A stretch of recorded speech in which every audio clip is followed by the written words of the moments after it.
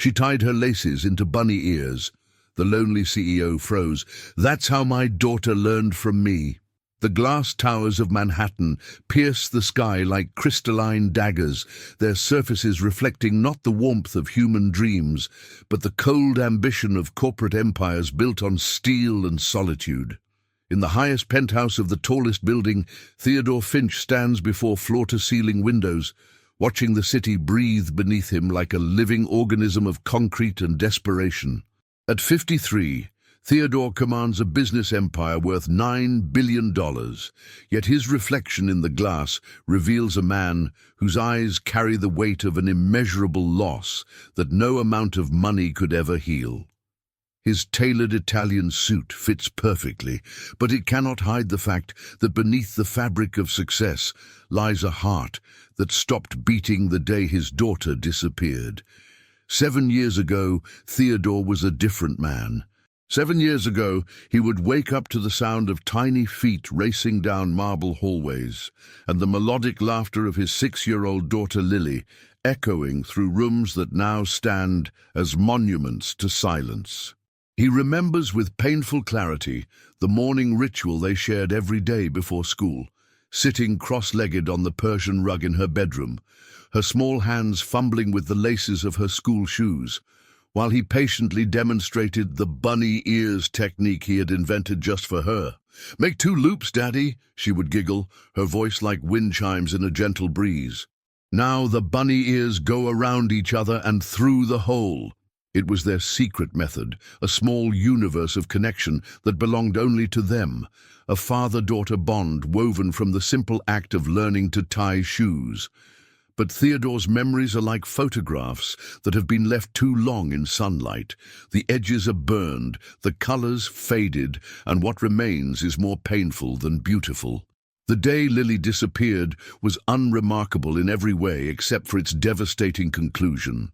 She'd gone to visit her grandmother after school, a routine trip she had made dozens of times before, but somewhere between the school gates and her grandmother's house, Lily vanished into the void of a city that swallows children like offerings to an indifferent god. The police searched for months, private investigators combed through every possibility, and Theodore spent millions chasing shadows and false hope.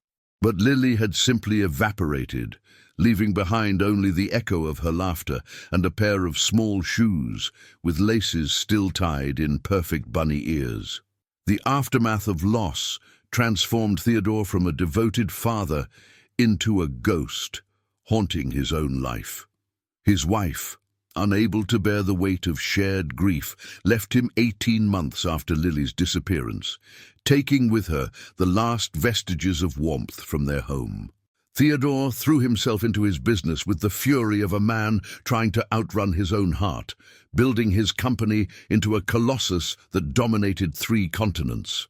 But success, he learned, is a poor substitute for the sound of a child calling you Daddy. Every board meeting, every acquisition, every triumph felt hollow because there was no one waiting at home to hear about his day. He lives now in a penthouse that cost $12 million, but feels like a mausoleum, surrounded by priceless art and furniture that no one but himself will ever touch.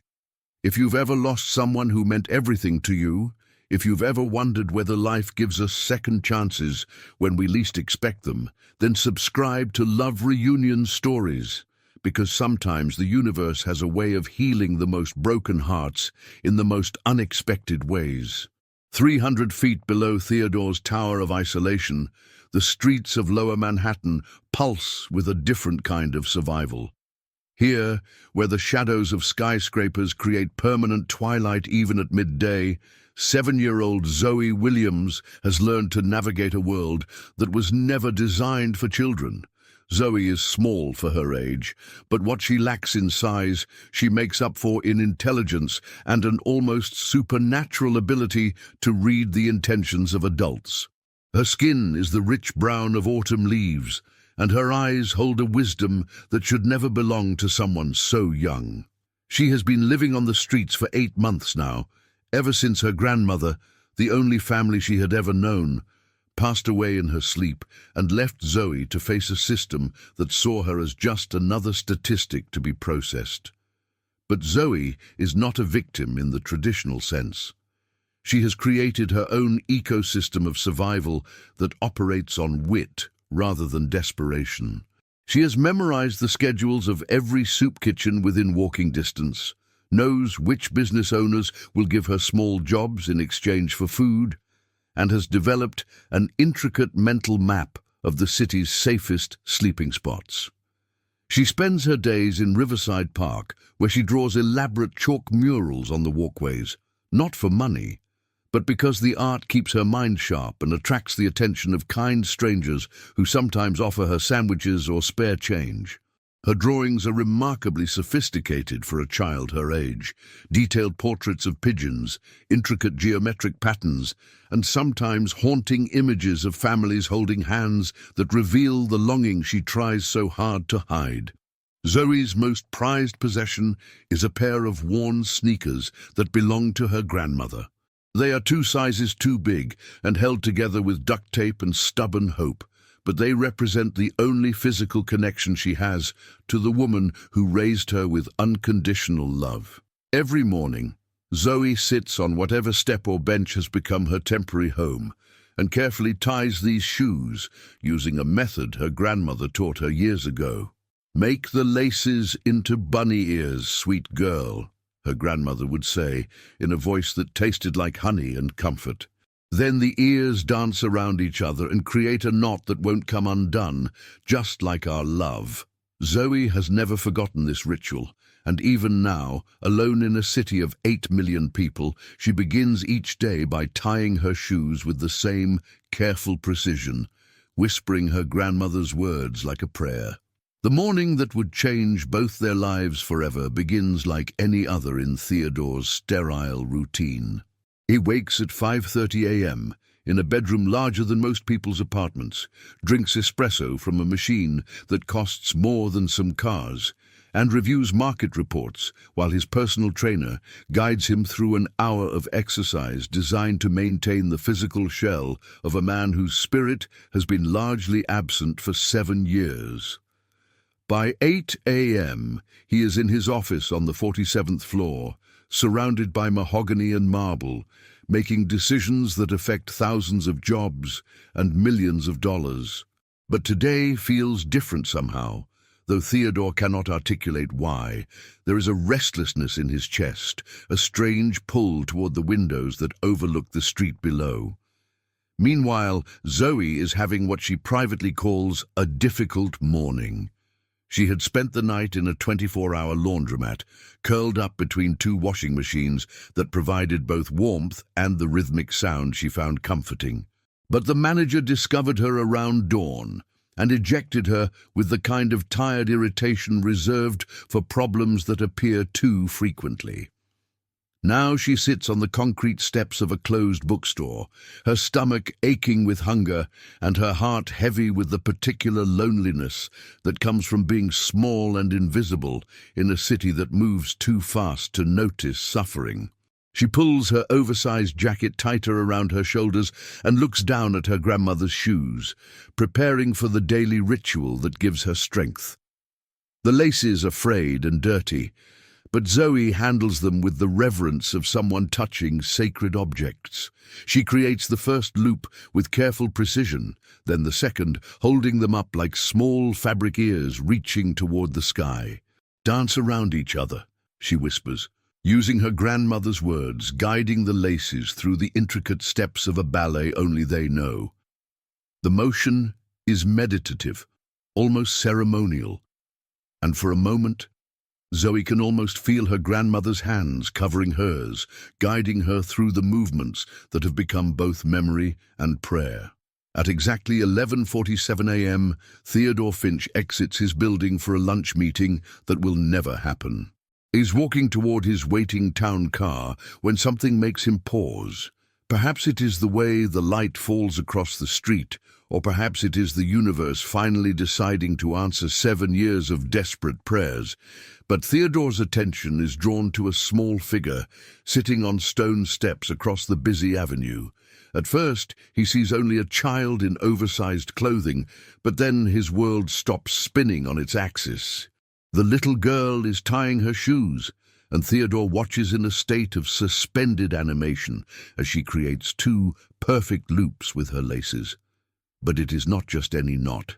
It is his knot, the bunny ears method he taught his daughter, complete with the specific way Lily used to hold the loops up toward the light before completing the final twist. Theodore's breathing becomes shallow, and his hands begin to tremble as he watches this impossible echo of his lost daughter playing out in the hands of a stranger.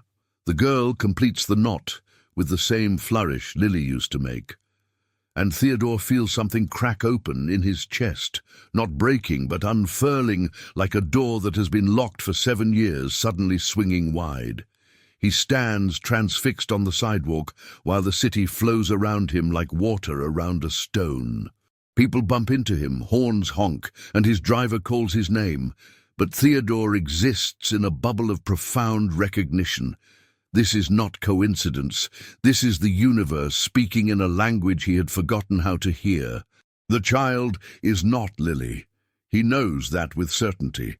But she carries something of Lily in her movements, in the careful way she handles the laces, in the small ritual that once belonged to his daughter and now belongs to this small, dark-skinned girl who sits alone on concrete steps.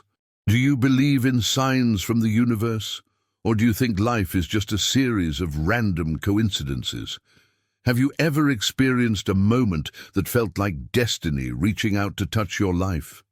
Subscribe to Love Reunion Stories and tell us in the comments, because what happens next will make you question everything you thought you knew about fate, family, and second chances. Theodore's feet begin moving before his mind has fully processed his decision.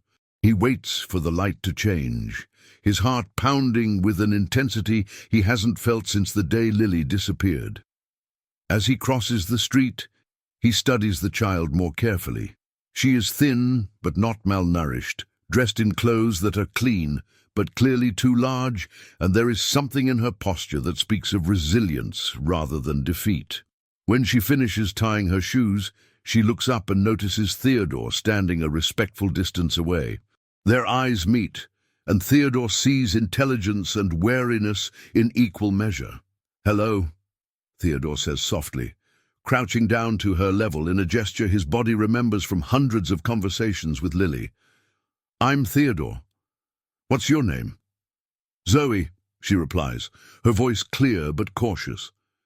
She has learned to be careful with adults, especially well-dressed men who approach her on the street. "That's a beautiful name," Theodore says, and means it. "I couldn't help but notice the way you tie your shoes. It's very special." Zoe tilts her head, studying this strange man in his expensive suit who talks to her like she matters. "My grandmother taught me," she says. "She called them bunny ears." The words hit Theodore like a physical blow, but he manages to keep his expression gentle. "Bunny ears," he repeats. "That's exactly what I used to call them too." There is a moment of silence between them, heavy with unspoken significance. Theodore can see that Zoe is hungry. There are dark circles under her eyes and a hollowness in her cheeks that speaks of too many skipped meals. But he also sees strength in her, a spark of life that reminds him so powerfully of Lily that his chest aches with recognition. "Are you hungry, Zoe?" he asks carefully. "I was just about to get lunch, and I hate eating alone." Zoe considers this proposition with the careful calculation of someone who has learned that kindness often comes with hidden costs. But something in Theodore's eyes, a sadness that mirrors her own, makes her nod slowly. "I like pancakes," she says, testing him. "Then pancakes it is," Theodore replies, and when he smiles, Zoe catches a glimpse of the father he used to be. The restaurant Theodore chooses is nothing fancy. A small diner 6 blocks away that serves comfort food to working families and tired souls. He specifically avoids the expensive establishments he usually frequents because he somehow knows that Zoe would feel more comfortable in a place that doesn't intimidate with its opulence. They sit across from each other in a red vinyl booth, and Theodore watches in amazement as Zoe devours a stack of blueberry pancakes with the focused intensity of someone who never takes food for granted. "These are really good," Zoe says between bites, syrup coating her lips. "I'm glad," Theodore replies, and realizes he means it more than he has meant anything in years. As they eat, Theodore carefully draws Zoe's story from her with the patience of someone who understands that trust must be earned one word at a time. He learns about her grandmother, about the chalk drawings, about the bookstore steps where she had been sitting. Zoe, in turn, asks him questions with the direct curiosity of childhood. Why his clothes are so fancy, why he looks sad even when he smiles, whether he has any children. "I had a daughter once," Theodore tells her, his voice barely above a whisper. "She would be about 13 now. Her name was Lily." "Where is she?" Zoe asks with the innocent bluntness that only children possess. "I don't know," Theodore admits. "She got lost, and I've been looking for her ever since." Zoe processes this information with the gravity of someone who understands loss more intimately than any child should. "Maybe she's looking for you too," she says finally. The words are like arrows made of hope, and Theodore has to excuse himself to the bathroom to compose himself before returning to the table. When he comes back, Zoe has finished her pancakes and is drawing on a napkin with a crayon the waitress gave her. The drawing is of two stick figures, one tall, one small, holding hands under a smiling sun. "That's us," Zoe explains, showing him the napkin. "Having lunch." Theodore studies the drawing as if it contains the secrets of the universe, and perhaps it does.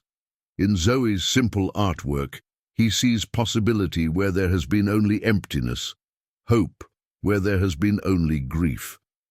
The next several hours pass, like scenes from a dream Theodore never dared to have. He takes Zoe to a clothing store and, with careful diplomacy, suggests she might like some new things to wear.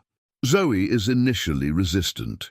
Charity has always felt like pity to her, but Theodore frames it as a favor to him. "I don't know much about shopping for little girls," he admits. "Could you help me figure out what someone your age might like?" This approach appeals to Zoe's desire to be useful rather than pitied, and soon she is trying on jeans that actually fit and sweaters soft enough to dream in. From there, they go to a bookstore, where Theodore watches in amazement as Zoe gravitates toward the art supplies with the intensity of a moth drawn to flame. She explains her chalk drawings to him, describing the pigeons she has befriended and the geometric patterns that help her think. Theodore buys her a set of professional colored pencils and a sketch pad that makes her eyes light up like Christmas morning. "Why are you being so nice to me?" Zoe asks as they sit in a small park, her new art supplies spread between them on a bench. Theodore considers the question carefully. How can he explain that seeing her tie her shoes unlocked something in him that he thought was lost forever? How can he tell a 7-year-old that she represents hope in a form he never expected but desperately needed? "Because," he says finally, "sometimes the universe puts people in our path exactly when we need them most." Zoe nods, as if this makes perfect sense to her. "Like my grandmother used to say, everything happens for a reason, even the sad things." As afternoon fades into evening, Theodore faces a decision that will change both their lives forever. He cannot simply leave Zoe back on the street, but he also cannot take her home without proper legal channels. So he makes a series of phone calls that set in motion a process he has never navigated before. He contacts social services, explains the situation with the careful precision of someone who has built an empire on attention to detail. He arranges for Zoe to stay in a reputable foster home while he begins the complex process of becoming her legal guardian. "I want to take care of you," he tells her as they sit in the social worker's office. "But there are rules we have to follow to make sure everything is done right. Would you like that? Would you like to live with me?" Zoe studies his face with the intensity of someone who has learned to read adults for signs of deception or disappointment. But all she sees in Theodore's eyes is sincerity and a hope so fragile it might shatter if handled roughly. "Will you teach me more knots?" she asks. "As many as you want to learn," Theodore promises. The legal process takes 6 months. 6 months of supervised visits, background checks, home studies, and psychological evaluations. 6 months of Theodore transforming his sterile penthouse into a home that could welcome a child. He hires decorators not to impress business associates, but to create spaces where a little girl might feel safe and loved. He learns about child psychology, about trauma and resilience, about the particular challenges faced by children who have lived on the streets. He attends parenting classes with the humility of someone starting over from the beginning. During these months, Zoe blooms under the steady attention of someone who sees her as precious rather than burdensome. She thrives in her foster home, but counts the days until she can visit with Theodore. Together, they explore museums and parks, work on art projects, and slowly build the foundation of trust that will support their unconventional family. Theodore learns that Zoe is remarkably intelligent, reading at a level far above her age, and possessing an intuitive understanding of mathematics that astonishes her tutors. But more than her intelligence, Theodore is moved by Zoe's capacity for joy. She approaches each new experience with wonder that reminds him how beautiful the world can be when seen through unguarded eyes. She teaches him to see the personality in pigeons, to appreciate the artistry in chalk drawings, to find magic in the simple act of sharing a meal with someone who cares about your day. On the day the adoption is finalized, Theodore and Zoe stand in a courthouse surrounded by lawyers and social workers, but they only have eyes for each other. When the judge declares them legally father and daughter, Zoe throws her arms around Theodore's neck with such force that she nearly knocks him over.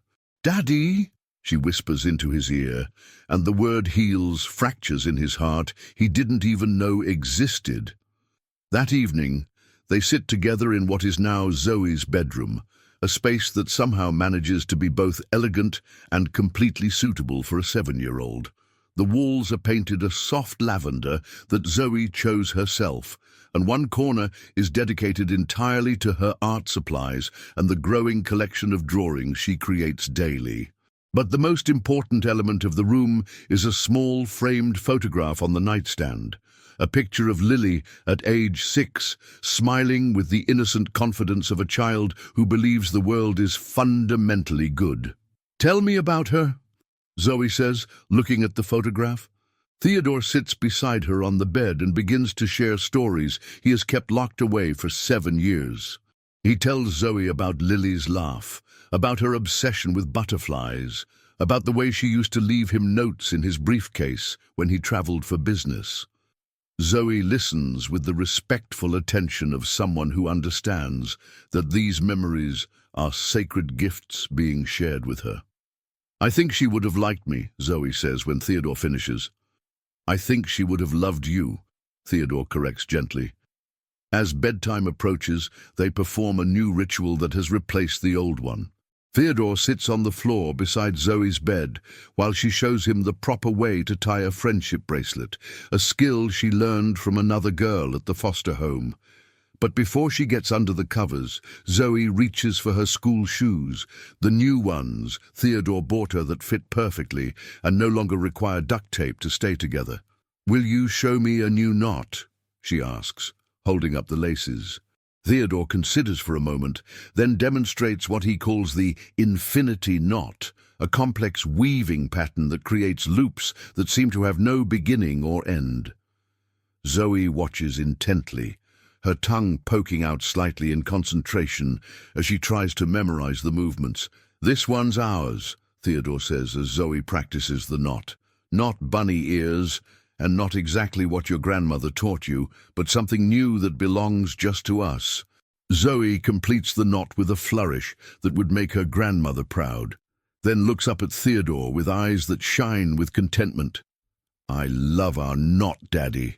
The word still makes Theodore's heart skip, and he suspects it always will.